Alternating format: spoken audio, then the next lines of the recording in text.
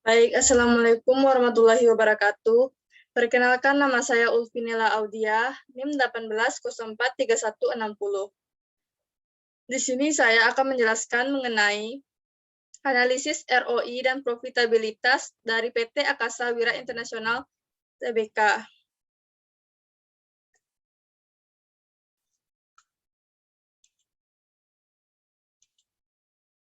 Pada analisis ini, yang pembahasan yang pertama yaitu mengenai analisis pemanfaatan aset. Analisis pemanfaatan aset ini terdiri dari ROA dan ROE. Yang pertama yaitu mengenai return on asset. Untuk menghitung ROA ini, rumusnya yaitu laba bersih setelah pajak dibagi rata-rata total aset kali 100%. Berikut kita dapat lihat yaitu tabel tentang perhitungan ROA, yaitu di mana kita lihat laba bersih setelah pajak dari tahun 2017, 2018, 2019, sampai 2020. Lalu dibagi dengan rata-rata total aset. Rata-rata total aset ini didapat dari total aset tahun sebelumnya ditambah dengan tahun berikutnya dibagi 2, maka dapatlah rata-rata dari total aset tersebut. Lalu di sini kita lihat bahwa untuk ROA-nya di tahun 2017 sebesar 4,76%. Lalu di tahun 2018 meningkat menjadi 6,15%. Di tahun 2019 meningkat menjadi 9,85%, dan di tahun 2020 meningkat menjadi 15,25%. Di sini kita lihat grafiknya dari ROA tersebut, bahwa dari tahun 2017 sampai 2020 mengalami peningkatan. Dari sini kita lihat bahwasanya kondisi perusahaan, jika dilihat dari tabel dan grafik return on asset, dalam menggunakan atau mengelola asetnya, untuk menghasilkan laba sangat baik dari tahun 2017 sampai tahun 2020, di mana terus mengalami peningkatan dari 4,76% sampai 15,16%. Kesimpulannya, dari hasil perhitungan ROA tersebut, setelah dianalisis dapat disimpulkan bahwa return on asset mengalami peningkatan dari tahun 2017 sampai 2020. Lalu, agar kinerja perusahaan meningkat di masa depan, maka yang perlu dilakukan perusahaan adalah menaikkan profit margin dan mempertahankan perputaran aktiva. Semakin tinggi nilai ROA, maka akan semakin baik perusahaan karena tingkat pengembalian asetnya yang semakin besar. Selanjutnya yaitu mengenai return on ekuitas. Untuk menghitung ROE, rumus yang digunakan adalah laba bersih setelah pajak dibagi dengan total ekuitas. Rata-rata total ekuitas dikali 100%. Di sini kita lihat bahwasannya datanya laba bersih setelah pajak dan total ekuitas, lalu rata-rata total ekuitas dari total ekuitas tahun sebelumnya dibagi dengan 2 dengan total ekuitas tahun 2017. Lalu dapat kita lihat ROE dari PT Akasa Wira Internasional Tbk tersebut. Di sini kita dapat lihat bahwasannya ROE mengalami peningkatan di tahun 2017, 2018, 2019, sampai 2020. Di sini kita dapat lihat kondisi perusahaan jika dilihat dari return on ekuitas mengalami peningkatan dari tahun 2017 sampai tahun 2020. Di mana dari 9,47% menjadi 21,41%. Hal ini dapat dikatakan baik karena mengalami peningkatan setiap tahunnya. Berdasarkan hasil analisis tersebut, dapat disimpulkan bahwa return on ekuitas mengalami peningkatan dan hal ini memberikan risiko yang rendah, sehingga dapat meningkatkan laba yang diperoleh dari investasi pemegang saham. Untuk peningkatan kinerja perusahaan di masa depan, pada pengembalian atas ekuitas yang perlu dilakukan PT Akasa Wira Internasional adalah dengan pengelolaan yang efektif dan efisien seluruh ekuitas sehingga laba yang dihasilkan menjadi lebih besar, sedangkan untuk meningkatkan laba dapat dilakukan dengan peningkatan penjualan bersih. Selanjutnya yang kita cari yaitu mengenai pendekatan laba yang terdiri dari GPM, OPM, Pre-Tax PM, dan NPM. Yang pertama yaitu mengenai gross profit margin atau margin laba kotor. Rumus perhitungannya yaitu penjualan dikurangi dengan beban pokok penjualan, lalu dibagi dengan penjualan dikali 100%. Maka dapatlah hasilnya dari tabel berikut ini. GPM-nya di awal tahun 2017 sebesar 53,89%. Di sini kita lihat dari grafik bahwasanya GPM di tahun 2017 sangatlah tinggi, meningkat. Namun di tahun 2018 mengalami penurunan yang cukup drastis. Tapi di tahun 2019 meningkat kembali walaupun tidak setinggi di tahun 2017. Kondisi perusahaan jika dilihat dari margin laba kotor mengalami peningkatan di tahun 2017 sebesar 50,89%, namun mengalami penurunan di tahun 2018 sebesar 48,39%. Maka risiko yang ditimbulkan tidak baik terhadap laporan keuangan. Kesimpulannya, dari analisis tersebut dapat disimpulkan bahwa margin laba kotor mengalami penurunan di tahun 2018, namun mengalami peningkatan di tahun 2019 sampai 2020. Sehingga kinerja produksi tidak bagus karena mengalami penurunan yang cukup drastis. Untuk rekomendasi agar peningkatan kinerja perusahaan di masa depan, yaitu dengan cara untuk meningkatkan kinerja melalui margin laba kotor, dapat dilakukan dengan menekankan biaya produksi perusahaan, agar laba kotor masih baik untuk mengukur biaya selanjutnya, yaitu biaya transport, biaya bensin, biaya pegawai, dan biaya operasional lainnya. Yang kedua, harus mempertimbangkan biaya-biaya yang tidak dikeluarkan untuk membeli produk diharapkan tidak lebih besar dari penjualan bersih. Agar bahan baku tidak naik, maka perusahaan perlu menyediakan stok bahan baku yang lebih di saat harganya sedang turun, sehingga ini menekan laba kotor yang stabil. Selanjutnya yaitu mengenai operasi profit margin atau margin laba operasi. Di sini kita lihat bahwasanya untuk menghitung OPM tersebut, yaitu margin laba operasi dibagi dengan penjualan.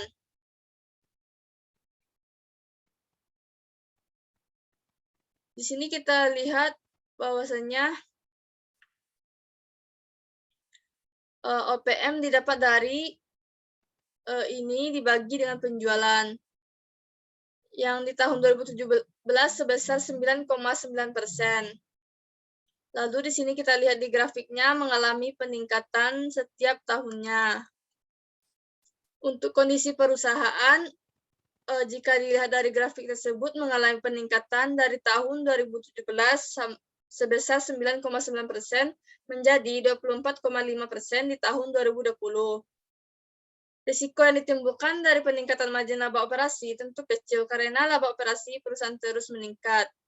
Untuk kesimpulannya, dari hasil analisis tersebut dapat disimpulkan bahwa perusahaan mengalami peningkatan pada margin laba kotor tersebut. Hal ini dapat mencerminkan bahwa perusahaan tersebut masih baik dalam mengendalikan laba operasi. Kemudian rekomendasi yang dapat dilakukan untuk peningkatan kinerja perusahaan di masa depan, yaitu perusahaan harus meningkatkan nilai jual pelanggan sehingga konsumen atau pelanggan merasa mendapatkan nilai lebih jika membeli. Perusahaan perlu menghindari kompetisi harga dengan cara mengurangi biaya-biaya operasional yang kurang efektif. Selanjutnya yaitu pre-tax PM atau margin laba sebelum pajak. Rumus perhitungannya yaitu laba sebelum pajak penghasilan dibagi dengan penjualan dikali 100%. Maka dapatlah hasil pre-tax PM dari PT Akasawira Internasional di tahun 2017 sebesar 6,27%, meningkat di tahun 2020 sebesar 24,94%.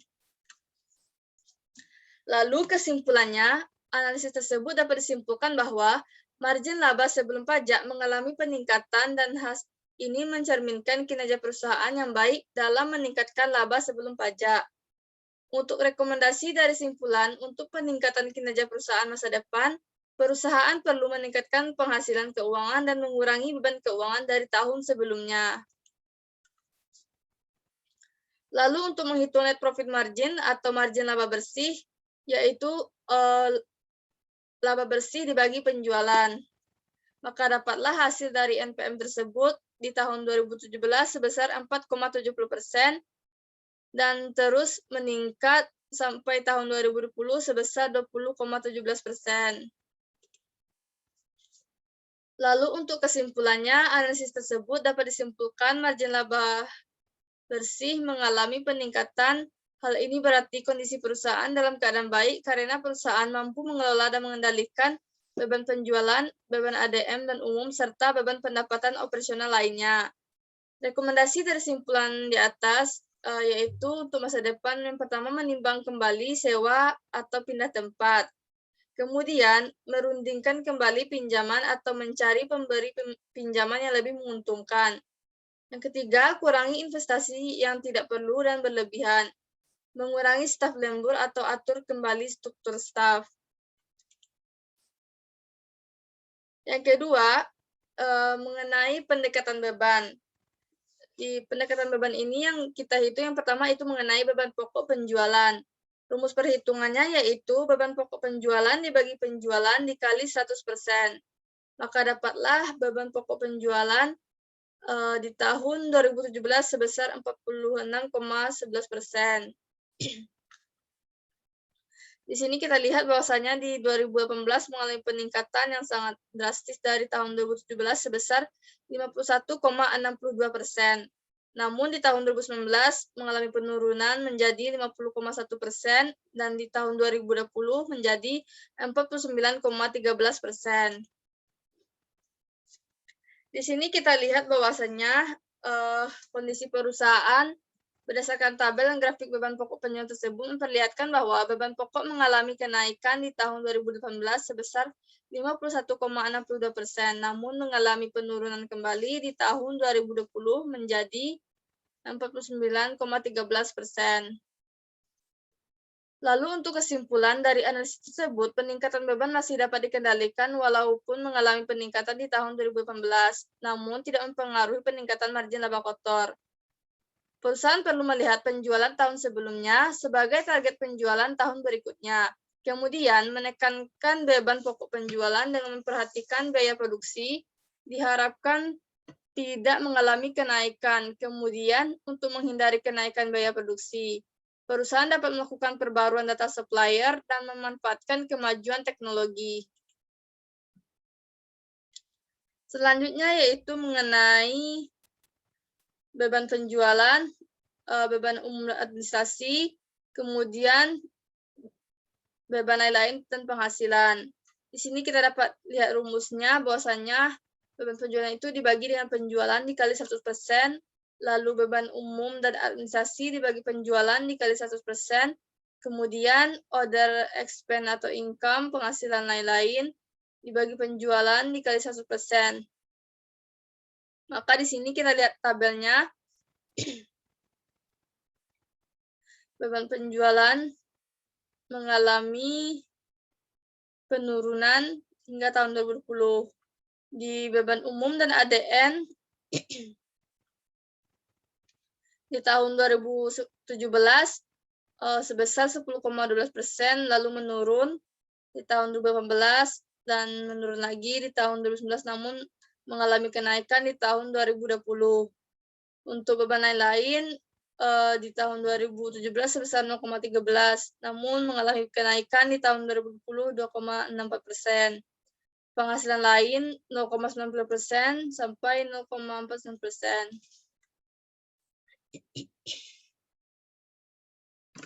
Di sini dapat kita lihat bahwasanya beban penjualan mengalami penurunan dari 2017 sampai 2020.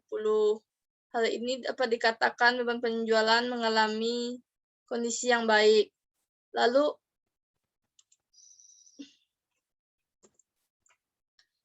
untuk beban lain-lain, di sini beban lain-lain mengalami peningkatan di tahun 2020. Untuk beban umum dan ADM mengalami penurunan yang cukup baik di tahun 2019, namun mengalami kenaikan yang cukup tinggi di tahun 2020. Lalu untuk penghasilan lain dapat dikatakan Di tahun 2017 dan 2018 mengalami peningkatan sedikit, lalu di tahun 2019 mengalami penurunan yang sangat drastis, namun di tahun 2020 mulai mengalami kenaikan kembali.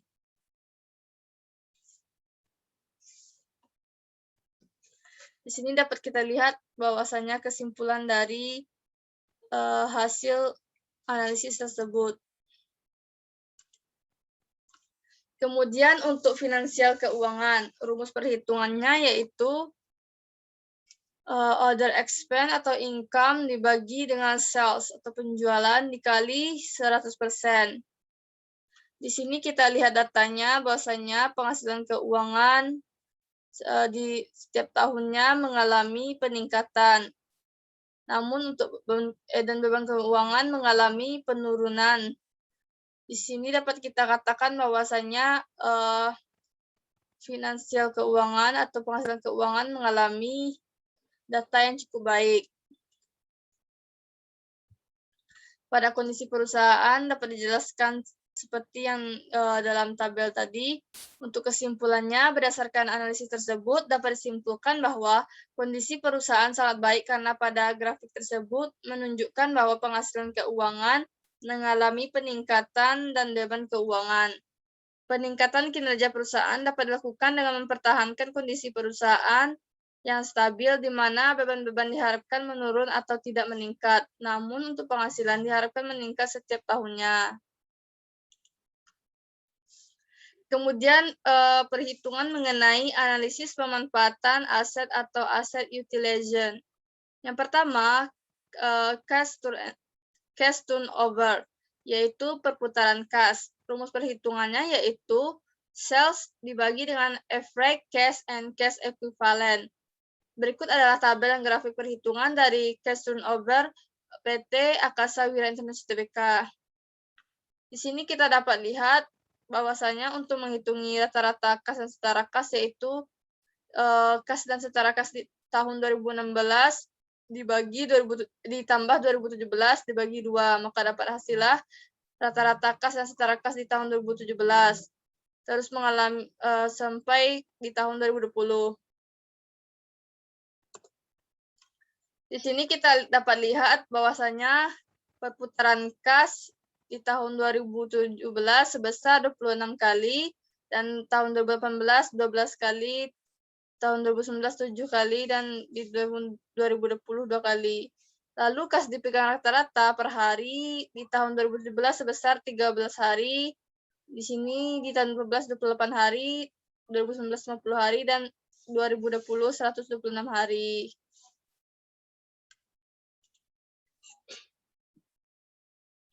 Kesimpulannya, berdasarkan analisis tersebut dapat disimpulkan bahwa perusahaan dalam kondisi baik jika dilihat dari perputaran kas menurun dari tahun 2017 sampai 2020, yang berarti menunjukkan kas tersimpan lama. Lalu perusahaan perlu mengelola anggaran dengan cermat dengan cara mengalokasikan penghasilan untuk membayar pajak, pendapatan, menghemat pengeluaran, juga menabung sebagai antisipasi kejadian yang tidak terduga.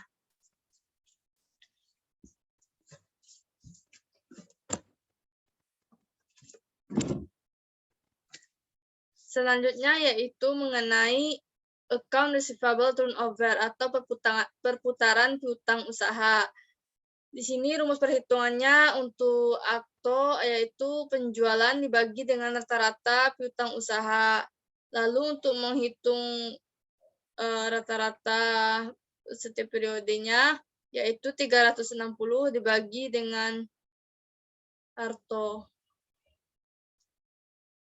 Di sini dapat kita lihat bahwasanya penjualan ARTO di sini mengalami di tahun 2017 sebesar 5,56, 5,90, di tahun 2019 6,27, dan di tahun 2020 5,30.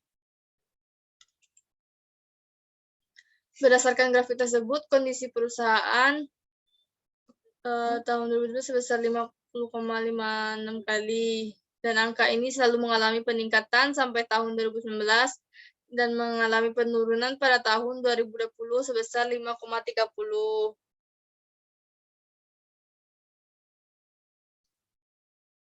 Jika semakin cepat piutang berputar, periode penagihannya semakin berkurang. Untuk tahun 2020, piutang berada dalam waktu 67,90 hari, jauh lebih buruk dari jangka waktu optimum 30 hari sesuai dengan syarat pembayaran. Dapat kita simpulkan bahwa pengendalian piutang usaha tidak efektif. Kesimpulannya, dengan demikian, Arto yang dimiliki perusahaan terendah pada tahun 2020, sementara untuk tahun 2017 sampai 2019 mengalami peningkatan. Perusahaan memiliki kemampuan untuk mengelola piutangnya dengan baik, sehingga piutang perusahaan tidak terlalu besar. Dapat disimpulkan bahwa perusahaan memiliki kemampuan yang baik dalam menagih penjualan kreditnya untuk diubah menjadi kas, dan perusahaan mampu mengkonversi piutang usaha menjadi kas dengan baik. Lalu untuk rekomendasi dari simpulan untuk peningkatan kinerja perusahaan masa depan, perusahaan perlu menerapkan kebijakan piutang dengan denda bunga jatuh tempo dengan tingkat bunga tertentu. Kemudian perusahaan juga perlu mempertimbangkan kredibilitas pelanggan. Bisa dinilai dari rekam jejak pembayaran piutangnya.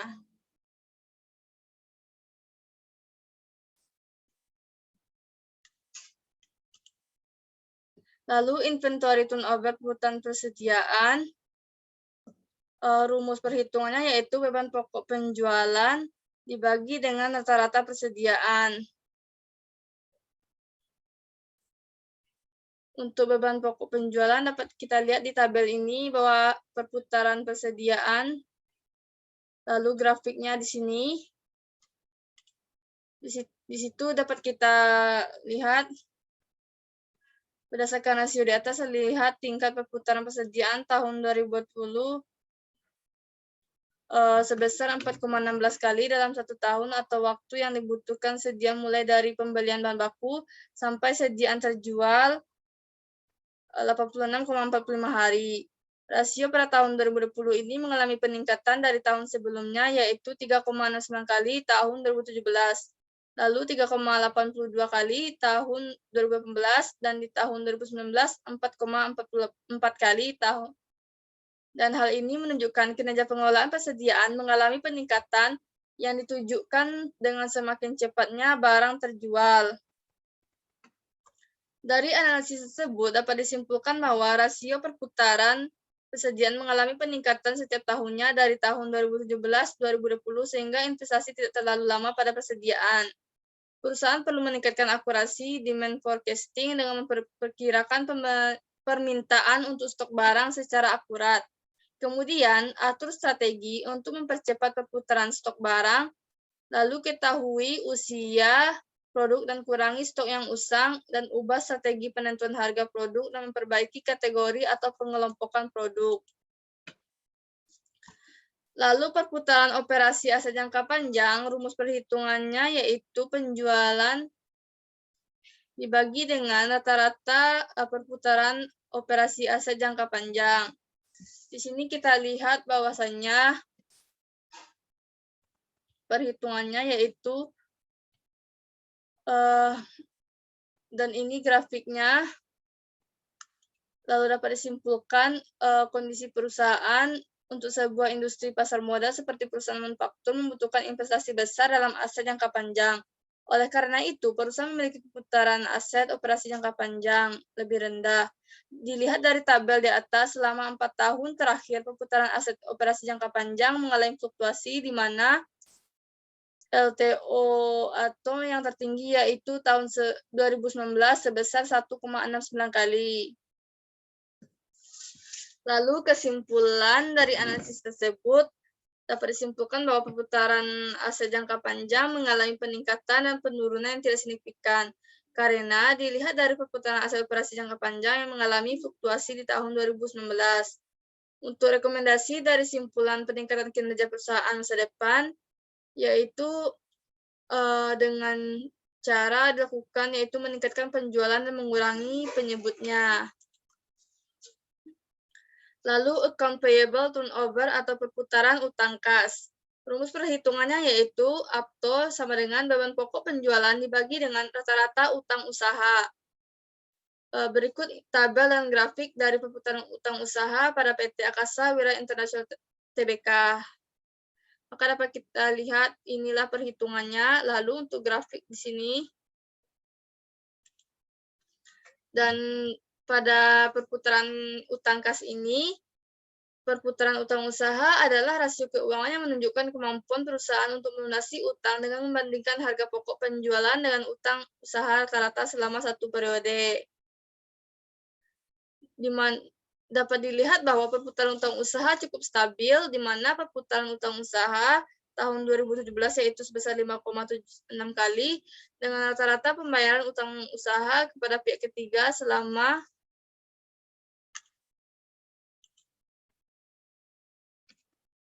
dikarenakan perputaran utang usaha cukup stabil dari tahun ke tahun walaupun sedikit mengalami penurunan pada tahun 2018 dan 2020. Lalu kesimpulannya, APTO yang dimiliki perusahaan yang paling tinggi yaitu pada tahun 2017. Maka perusahaan mampu melunasi hutangnya sebanyak 5,76 kali dalam satu periode. Untuk rekomendasi dari simpulan peningkatan perusahaan masa depan, yaitu perusahaan perlu melakukan pembayaran utang lebih cepat dari jangka waktu perusahaan membayar di tahun sebelumnya, sehingga kondisi perusahaan dapat dikatakan menjadi baik.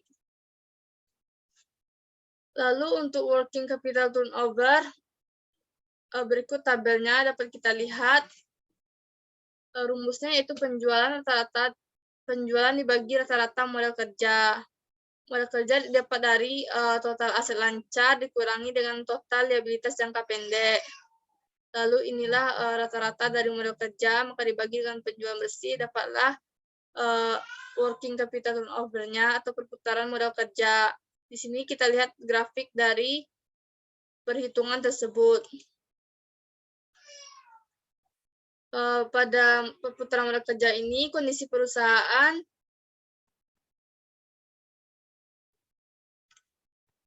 adalah suatu rasio yang digunakan dalam mengukur keefektifan modal kerja perusahaan selama periode tertentu. Dari hasil perhitungan, apabila perputaran modal kerja rendah berarti pengelolaan modal kerja belum efektif dan sebaliknya. Perusahaan perlu memaksimalkan profitabilitas yang mempengaruhi tingkat likuiditas perusahaan. Yang semakin tinggi likuiditas, maka membuat posisi perusahaan di mata kreditur menjadi baik karena terdapat kemungkinan yang lebih besar bahwa perusahaan dapat membayar kewajiban tepat pada waktunya. Lalu yang terakhir adalah perputaran total aset. Untuk menghitung perputaran total aset, penjualan dibagi dengan rata-rata penjualan. Di mana yaitu dapat kita lihat di sini penjualannya pada tabel, lalu untuk rata-rata di sini didapat dari total aset tahun sebelumnya ditambah tahun berikutnya dibagi 2. Lalu ini adalah hasil dari perputaran total aset, dan di sini grafiknya dapat kita lihat. Lalu untuk kondisi perusahaan, risiko dan prospek yang tergambar dapat dilihat dari grafik di atas mengalami fluktuasi dari tahun 2017-2020. Pada tahun 2017, perputaran total aset sebesar 1,01 kali, yang kemudian menurun pada tahun 2018 sebesar 0,93 kali. Dan di tahun 2019 terjadi peningkatan sebesar 0,98 dan pada tahun 2020 menurun lagi sebesar 0,76 kali. Kesimpulannya, dengan demikian, tato yang dimiliki perusahaan mengalami fluktuasi atau tidak stabil. Hal ini mengindikasikan bahwa perusahaan kurang memiliki kemampuan mendayagunakan aset-asetnya dengan baik untuk menghasilkan penjualan yang tinggi. Rekomendasi dari simpulan untuk peningkatan kinerja perusahaan masa depan, perusahaan perlu meningkatkan pemanfaatan total aktiva untuk penjualan setiap tahunnya, dan hal ini berpengaruh pada peningkatan perputaran total asetnya. Baiklah, cukup sekian yang dapat saya jelaskan. Jika ada kata-kata saya yang salah ataupun kurang, saya mohon maaf. Saya akhiri dengan wassalamualaikum warahmatullahi wabarakatuh.